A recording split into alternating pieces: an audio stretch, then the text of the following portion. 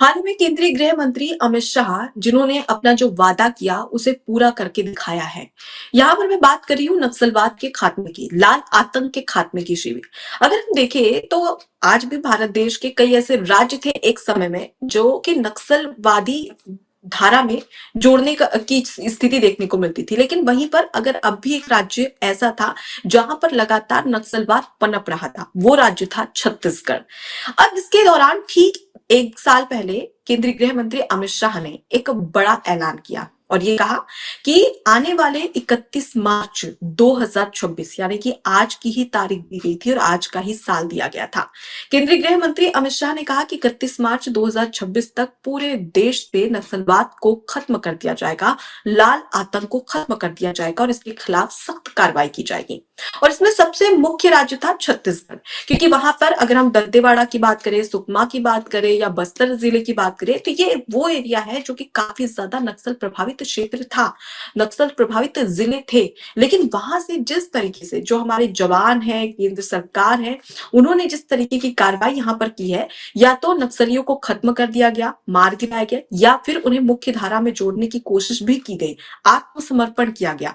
तो ये चीजें सरकार ने भी की है और वहां के जवान और राज्य सरकार ने भी की और इसी में एक बड़ी सफलता मिली, जिसे लेकर लोकसभा के जो सत्र चल रहा था उसमें केंद्रीय गृह मंत्री अमित शाह ने कई बड़ी बातें कही और एक ऐसी बात बताई जिससे पूरा देश भावुक हो गया। सबसे पहले मैं वही बताना चाहूंगी कि केंद्रीय गृह मंत्री अमित शाह जब नक्सलवाद के खात्मे को लेकर लोकसभा में बोलते हैं तो इस दौरान वो ये कहते हैं कि हमने कई ऐसे नक्सली थे जिनको आत्मसमर्पण करवाया है, कई ऐसे नक्सली बच्चियां भी थी जिन्हें जबरदस्ती रखा गया था उनके पास में, तो उनको भी हमने छुड़ाया है। और जब उन्हें जो जहाँ जो स्थान होता है जहाँ पर उनको ट्रेनिंग दी जाती है किस तरीके से वो मुख्य समाज में आ सके, इसके लिए उन्हें ठीक करने की कोशिश की जाती है। तो केंद्रीय गृह मंत्री अमित शाह एक बात का जिक्र करते हैं और कहते हैं कि एक बच्ची जिससे हमने नेल पॉलिश दी लगाने के लिए अपने नेल्स में, जब वो लगा रही थी तो वो रोने लगी। जब उससे पूछा कि भाई तुम क्यों रो रही हो, तो उसने बोला कि मैंने अपनी जिंदगी में कभी नेल पॉलिश तक नहीं लगाई।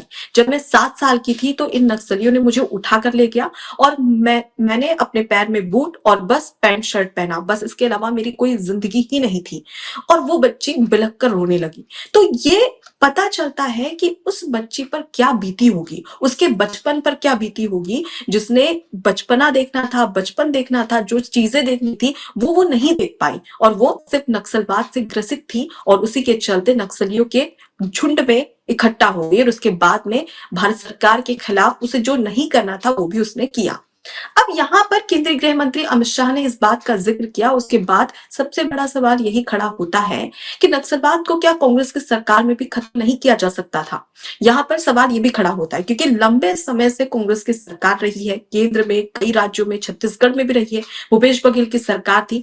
उस समय भी हमने देखा कि कोई खास कार्रवाई नक्सलवाद पर नहीं होती थी, हालांकि हुई है, ऐसा नहीं, हम ये नहीं कह सकते कि बिल्कुल भी नहीं हुई। उस समय वो भूपेश बघेल की सरकार ने नक्सलवाद को खत्म करने के लिए कई बड़ी कार्रवाई की, लेकिन उस लेवल पे नहीं की जितना आज छत्तीसगढ़ के मुख्यमंत्री विष्णुदेव साय और देश के प्रधानमंत्री या केंद्रीय गृह मंत्री अमित शाह की तरफ से किया जा रहा है।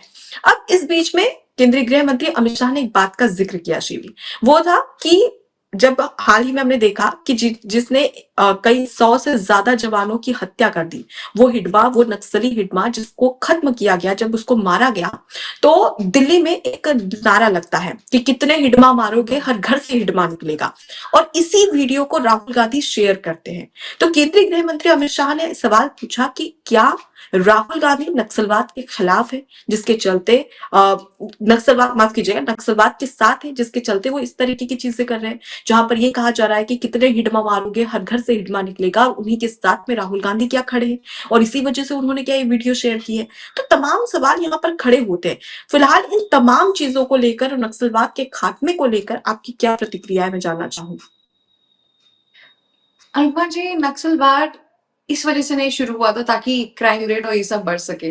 जब चारुमर्चन दास ने ये सब कुछ बंगाल की जगह से शुरू किया था और बंगाल, बिहार, एमपी, छत्तीसगढ़, ये सब जगहों पे ये सब जब शुरू हुआ था, तब उस टाइम में ये था कि ब्रिटिशर्स के खिलाफ बात करनी है, ब्रिटिशर्स के खिलाफ यहाँ पर एक कहते हैं ना, एक पूरा नारा लगाना है।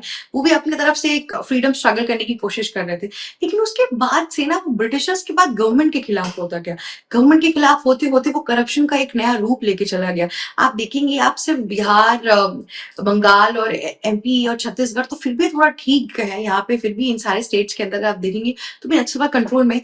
पर नॉर्थ ईस्ट के अंदर जो नक्सलवाद है उसका क्या? इन सब जगहों पे इतना हम्म। ज्यादा हावी हो चुका है कि इन सब चीजों की वजह से नार्को टेररिज्म, फिर स्मगलिंग और कितना कुछ होता है।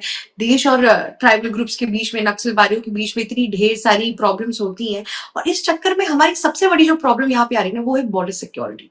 बॉर्डर सिक्योरिटी बहुत ज्यादा थ्रेटन है इस टाइम पर। और ये आप हमें ये चीज समझनी पड़ेगी कि हमारे जो बॉर्डर पे पाकिस्तान है, बांग्लादेश है, चाइना है, ये सब लोग कोई हमारे बहुत अच्छे दोस्त नहीं है। पाकिस्तान और बांग्लादेश तो हमारे ऊपर जब उनका बस चले तो 3-4 अपने आतंकवाद ऐसे ही भेज देंगे। दिल्ली ब्लास्ट के बाद से जितने लोग पाए गए थे, जो चेन्नई के स्टेशन पे पाए गए थे, जो टेररिस्ट थे, उसमें से वही बात है कि करीबन 4 या 5 के आसपास पाकिस्तानी थे और एक बांग्लादेशी था। तो इन लोगों ने अपना जो पूरा यहाँ पे फील्डिंग सेट करनी है वो तो ऑलरेडी कर ली इन लोगों ने। और अगर हमने अपनी बॉर्डर सिक्योरिटी पे ध्यान नहीं दिया, हमने नक्सलवाद को खत्म नहीं किया, तो हमारे देश में ऐसी नशे के पदार्थ आते रहेंगे, हथियार स्मगल होते रहेंगे और आगे देखिए जाके और शिविर, इश्यूज बस होना मैं शुरू हो यहाँ पर ये जाएंगे। क्लियर करना चाहती हूँ कि कई बड़ी कार्रवाई हुई है, जैसे कि अगर केंद्रीय गृह मंत्री अमित हाँ। शाह ने कहा, और जिस तरीके से हम छत्तीसगढ़ को देखते हैं या मध्य प्रदेश को देखते हैं या फिर पश्चिम बंगाल को देखते हैं, तो देखिए जहां जहां पर नक्सलवाद की जड़ें थी वो लगभग खत्म हो चुकी है। सिर्फ छत्तीसगढ़ ऐसा राज्य था जहां पर देखने को मिलता था, और हमने पिछले 1 साल में देखा है कि लगातार कार्रवाई की गई है जवानों की तरफ से, केंद्र सरकार की ओर से, राज्य सरकार की ओर से। जहां पर अगर हिडमा की बात करें या इसके अलावा भी अन्य नक्सलियों की बात करें, तो जो बड़े नक्सली वो सब कुछ मारे जा चुके हैं, और लगभग लगभग नक्सलवाद छत्तीसगढ़ से भी खत्म हो चुका है। इसी को लेकर केंद्रीय गृह मंत्री अमित शाह लोकसभा में कह रहे थे। अब मैं लेकिन आपको एक अकबर जी, जी, आपको ये नहीं लगता कि ये मिथ है कि नक्सलवाद खत्म हो गया है? मतलब खत्म तो हो ही लगभग गया है, पर जैसे लगभग मुझे हाँ, लगता है, लगभग वही हम बात है पूरी तरीके कि से नहीं बोल सरकार ने सकते कंट्रोल लेकिन तो कर लगभग। दिया है। जी, लेकिन हमें ये भी जानना चाहिए कि आगे जाके सरकार कौन से प्रिवेंटिव मेजर्स ले रही कि और ना आए। देखिए स्थिति तो उत्पन्न फिर से हो ही सकती है, इसको कंप्लीटली खत्म तो देखिए हम जड़ से मैं नहीं यहाँ कर पे 2 पाएंगे। चीजें आपको बताती हूँ जिससे कि जो हाँ। हमारी ऑडियंस है वो बहुत बेहतर तरीके से समझ जाएगी। छत्तीसगढ़ में इस वक्त तमाम अभियान और योजनाएं चल रही है। एक है लोन वर्राटू अभियान, यानी कि घर वापसी। तमाम जो नक्सली है उन्हें घर वापस लाने के लिए सरकार काम करती है, और जिसके तहत उन्हें मुख्य धारा में जोड़ने का काम किया जाता है ताकि वो आत्मसमर्पण कर सके। अगर वो नक्सली आत्मसमर्पण करते हैं तो राज्य सरकार उन्हें सुविधाएं देती है, सामाजिक सुरक्षा भी देती है, उसके साथ ही आर्थिक सुरक्षा देती है, जॉब देती है, पैसे देती है, जिससे कि वो मुख्य धारा में आ सके और जो तमाम लोग हैं उनसे जुड़ सके, और नक्सलवाद जो नक्सली राह उन्होंने पकड़ी है उसे खत्म किया जा सके और उससे छोड़ सके। और इसी के चलते सरकार ये योजना चला रही है। उसके अलावा दूसरी एक योजना है नीत नीलानार योजना, यानी कि जो आपका अपना गांव। ये योजना, इसके तहत ये किया जाता है कि जो खास तौर पर छत्तीसगढ़ में जो ग्रामीण एरिया है वहां पर नक्सली ज्यादा होते थे, तो उन नक्सलियों को खत्म करने के लिए गांव में विकास होना बहुत जरूरी है। सड़कें होना, शिक्षा होना, स्वास्थ्य होना, ये तमाम जो अस्पताल की बात करें या स्कूल की बात करें, तो ये चीजें होना गांव में बहुत जरूरी थी। सरकार ने इस पर काम किया, गांव में विकास किया, ताकि जो गांव के लोग हैं वो आर्थिक रूप से मजबूत हो सके। अगर वो आर्थिक रूप से मजबूत होंगे तो उनका कोई दूसरा जो नक्सली है वो आकर फायदा नहीं उठा सकता और उन्हें इन्फ्लुएंस करके उन्हें अपने गिरोह में शामिल नहीं करवा सकता। और इसके लिए भी सरकार ने काम किया है, जिसके तहत तमाम जो सुविधाएं दी जाती थी वो, मतलब वही है कि जो मान गए उन्होंने आत्मसमर्पण कर दिया तो उन्हें सरकार ने उनकी मदद की, और जो नहीं माने और जो लगातार नक्सलवाद के साथ थे तो उनका खात्मा भी किया है, मतलब उन्हें मार गिराया है। तो सरकार ने इस पर बहुत अच्छे तरीके से 1 साल में काम किया, जिसके चलते इस तरीके की स्थिति फिलहाल छत्तीसगढ़ में देखने को मिल रही है। एक और चीज का जिक्र करना चाहूंगी, आपको याद दिलाना चाहूंगी कि साल 2013 जब परिवर्तन यात्रा निकाली जा रही थी कांग्रेस पार्टी की ओर से, छत्तीसगढ़ का एक ऐसा ये घटनाक्रम था जिसने पूरे देश को हिला दिया था। उस समय क्या हुआ था 2013 में कि जो कांग्रेस रैली निकाली थी झीरम घाटी, बस्तर जिले के झीरम घाटी से यात्रा जा रही थी कांग्रेस, उसमें तमाम नेता मौजूद थे, यहाँ तक कि कांग्रेस के जो प्रदेश अध्यक्ष थे नंद कुमार पटेल वो भी मौजूद थे। अब इस दौरान क्या होता है कि बीच सड़क पर पेड़ गिरा दिया जाता है नक्सलियों की तरफ तरफ से रास्ता रोका जाता है और उन नेताओं को आईडी बम से ब्लास्ट करवा दिया जाता है। उसके बाद में जो नेता बचे थे उन्हें ढूंढ-ढूंढ के उन पर गोलियां बरसाई जाती है, उन्हें मार गिराया जाता है। इस पूरे कांड में झीरम घाटी कांड में 32 नेता, जिसमें जवान भी मौजूद थे, कांग्रेस के कई दिग्गज नेता भी मौजूद थे, प्रदेश अध्यक्ष भी मौजूद थे उस समय के, और उसके साथ ही साथ आम जनता भी। तो इन 32 लोगों को, 32 नेताओं को मार गिराया जाता है नक्सलियों की तरफ से। और इसी घटना के दौरान, इसी हमले के दौरान पूरे देश में लगातार एक गहमा-गहमी की स्थिति देखने को मिलती है कि नक्सलवाद हमारे एग्ज़ैक्टली। देश में किस तरीके से पनप रहा है। उस समय फिर क्या होता है कि कांग्रेस ने कहा कि हम इस पर कार्रवाई करेंगे, हमारे नेताओं को जानबूझकर मारा गया है, नक्सलियों के साथ में कोई मिला हुआ है जिसके चलते इस तरीके की चीजें हुई है। तमाम सियासत इसमें देखने को मिली। फिर 2018 में क्या होता है कि भूपेश बघेल की सरकार आती है, कांग्रेस के मुख्यमंत्री भूपेश बघेल। अब उस समय झीरम घाटी में कौन मुख्य था, कौन ने क्या किया, किसी के सामने कुछ नहीं आया। ये लगा कि कांग्रेस पार्टी कम से कम अपने नेताओं को तो देखेगी, अपने नेताओं का तो बदला लेगी, और कानूनी तौर पर जो जिम्मेदार है, जिन्होंने ये सब कुछ किया था, जो कांड किया था, उन्हें सजा होगी। लेकिन ऐसा नहीं देखने को मिला। सिर्फ कांग्रेस पार्टी में भूपेश बघेल यही कहते रहे कि जांच चल रही है, जांच करवाएंगे, जांच चल रही है, लेकिन जांच में क्या आया, क्या निकला, किसी को कुछ नहीं पता।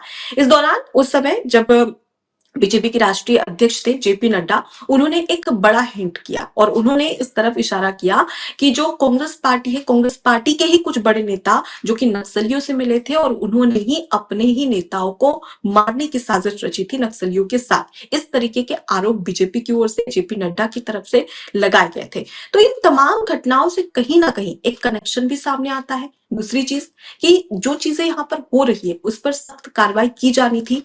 आपके पास लंबा समय था, 5 साल कांग्रेस पार्टी रही छत्तीसगढ़ में, लेकिन वो कार्रवाई हमें नहीं देखने को मिली जो सिर्फ इस 1 साल में देखने को मिली है नक्सलवाद के उनका वो खात्मे को प्राइम लेकर। फोकस ही नहीं था ना रुक्मा जी, उनका वो प्राइम फोकस ही नहीं था, उनका वो क्षेत्र ही नहीं था। उनको बस यही था कि सत्ता में आना है, चीजें करनी है। लेकिन इस टाइम पे अगर छत्तीसगढ़ और एमपी में सबसे बड़ी जो इश्यूज दिख रहे थे वो नक्सलवाद के थे, और जिस पे बीजेपी ने काम किया वो बहुत अच्छी बात है। अब देखते हैं कि इसके आगे कितनी और डेवलपमेंट की चीजें यहाँ इन दोनों ही स्टेट्स के अंदर देखने को मिलेगी। ABC Hindi news. आज ही जुड़िए हर खबर के साथ